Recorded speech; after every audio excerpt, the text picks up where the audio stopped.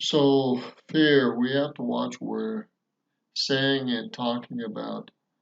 I think the hospitals in some areas will be a little inundated.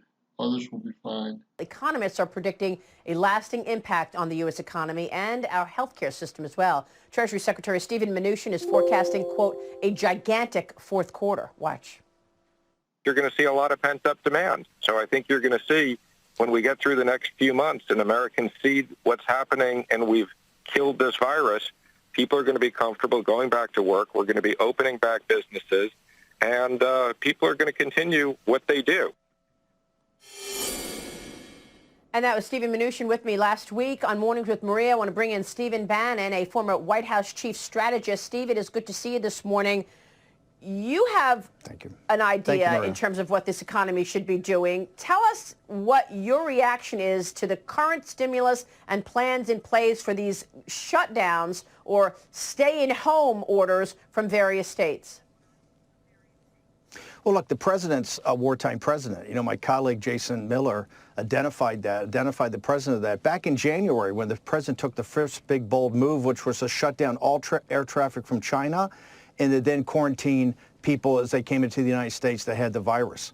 You've seen his activity with Governor Cuomo working on this horrible situation in the New York medical system where President Trump has kind of turned American industry into an arsenal for democracy or an arsenal for health care to start building more ventilators and getting more masks out, et cetera. So you see these kind of wartime efforts.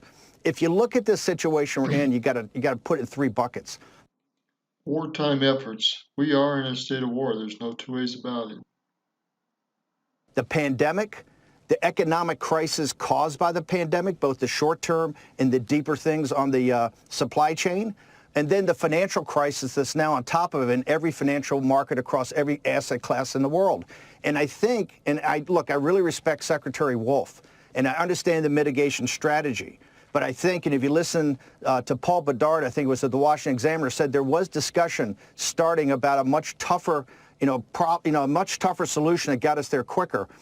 I don't think we have months to do this. I think what should happen, and my recommendation would be to kind of dovetail with President Trump's action, and get it done yesterday, is to drop the hammer. Don't mitigate the virus. Don't spread the curve, shatter the curve, and go full hammer on the virus right now with a full shutdown. Use the stimulus to kind of bridge that economic crisis. It may take $2 trillion, it may take $3 trillion to force cash into the little entrepreneur and to the little guy. And you do that. You got Steve Cortez has got a plan. Eric Bolling's got a plan. Bernie Marcus's Job Creators Networks has a plan of forcing cash into the system. That bridges us. Whether it takes 2 weeks or 4 weeks, we get through this hard and fast. And on the capital market side, you basically do what Kevin Warsh and Janet Yellen and Ben Bernanke are arguing for in the Financial Times and Wall Street Journal, which is merge the balance sheet of the Fed and the Treasury and use that as a lender, of last resort to actual corporations. What the ECB and the Bank of England have been doing, we turned that balance sheet to save all the big companies, okay? You save Boeing, you save the airline industry, you save all the big investment-grade credits. You then solve the liquidity crisis and you solve the solvency crisis. Look, it's going to blow up our balance sheet. I don't know, $3, $4, $5 trillion, but we have to get through this. And what you do, one of the things I learned from President Trump, he calls me his best student, is that he is about getting it done yesterday. And if you want to get it done yesterday, you drop the hammer today on the virus. Drop the hammer today. Look, I know that you... All right, so let's recap this. He says do it now. Get after it, get it done. I believe that's what they're doing. I think we're looking at a 6-week period out before we really see some results on this. But we have to hit it hard now. I agree 100% with that. In all the economic sector areas, I couldn't agree more. But we'll see what happens. And hopefully come back in the fourth quarter big and hard and fast. You're going to have a lot of pent-up frustration. You're going to have some unhappy people this quarter. But I think by the time July comes around, by the beginning to the middle of July, I think we're going to be over this thing, I hope. and on the downhill slide, and we're going to get people back to work in July, August, and September. And by October, November, December, you're going to see one heck of a push and an explosion. We'll see. We'll see. You started a show back in January. You saw the seriousness of this. In January, you had it, war room pandemic. You were the first to call Trump a wartime president. And I understand in your voice and your tone the emergency that we're talking about. But Ted Cruz tweeted this today. In negotiations for economic crisis relief, some are pushing for a special carve-out just for Boeing and GE. That would be wrong. Millions are losing their jobs. We don't need bailouts or corporate welfare. Those companies should participate in the same liquidity programs as everybody else. Steve, you know, once you start bailing out one industry and one company, everybody else is going to want it. You're talking about shutting down a $22 trillion economy for a period of time. What is that going to look like on the other side, Steve? I mean, there's a reason the Journal wrote that op-ed, rethinking the coronavirus strategy. President Trump is a wartime president. One of the wartime figures he admires is General Patton. General Patton said a simple plan violently executed today beats a more complicated plan that takes months and months to execute. We have to get through the pandemic part of this. We have to get through the virus. You see what's happening to the medical system in New York, okay? You have to get through this, and if you're going to go through hell, let's go through it as fast as possible. You have a bridging event. That bridge is the cash you put into the system to the little guy, much of what they're working on Capitol Hill, but there's also better ways to do it. To force cash into the system for the little guy.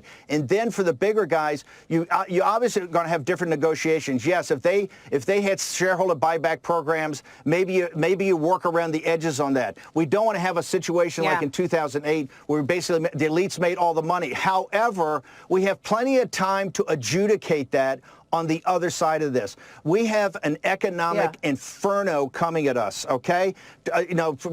Secretary Mnuchin was talking about 20% unemployment. Remember, from the great crash in 1929, and our stock market over the last 3 weeks has been like the great crash in 29. When Roosevelt was elected, that was 2.5 years later. Unemployment didn't drop really off the market until 31 and 32. Now it's going to drop next week and the following week. That's why you have to get on top of this today. Look, President Trump's greatest virtue is his entrepreneurial spirit, his toughness, and his focus, okay? And I'm just saying, right now, not mitigate it, hammer it. And you're going to have to take the pain up front. We're going to have to shut it all down to kill the pandemic, bridge it with the cash infusion, and then take care of the solvency and liquidity problem with using the Fed and the Treasury Department to actually lend to corporate credits. We're going to hit it there. That's enough of that. I think they are going to have to hit it hard. But I think you're going to see, if you put the other side of Q on this, we're going to see national emergency information broadcast through the cell phones. And eventually, when they get far enough into this and they get over this, you're going to see a worldwide program showing what really went on during these 2 to 4 weeks, maybe 6 weeks. So if we're looking at the calendar, and if we only have about 1 more week in this month, we look through another 4 weeks into April, and we look into another 2 weeks into May. At the earliest, we're looking at the end of May, end of June to be fully out of this and pushing people back to work and other things, if they hammered and hit it hard now. If not, it's going to drag out, and it's going to be a little tough election time. But if they hammer it hard now and get after it, show what's going on, work on these things, and get on these things, I think by the middle to end of July, we'll see people a lot more relieved and a lot more ready to go back into stuff. And if we just shut it off here, let's see, January, February, March, April, May, June, you're looking at half a year. And then you're looking at swinging back things up in July, August, and September, then really moving things after that in September, October, November, and December. So if that pent up and that frustration, whatnot, we get after it and get things done, I think we will see So tremendous swing back by the end of the fourth quarter. And that means that a lot of the action is going to happen in the fourth quarter as well and in the next year, 2021. And I think you will see not Trump reelected, but you'll see, because there's no other leadership here. The Democrats are still as worthless as all get out. They're coming up with their own plans, but they're really not very effective. We are in a state of war, and you need a war state mind president.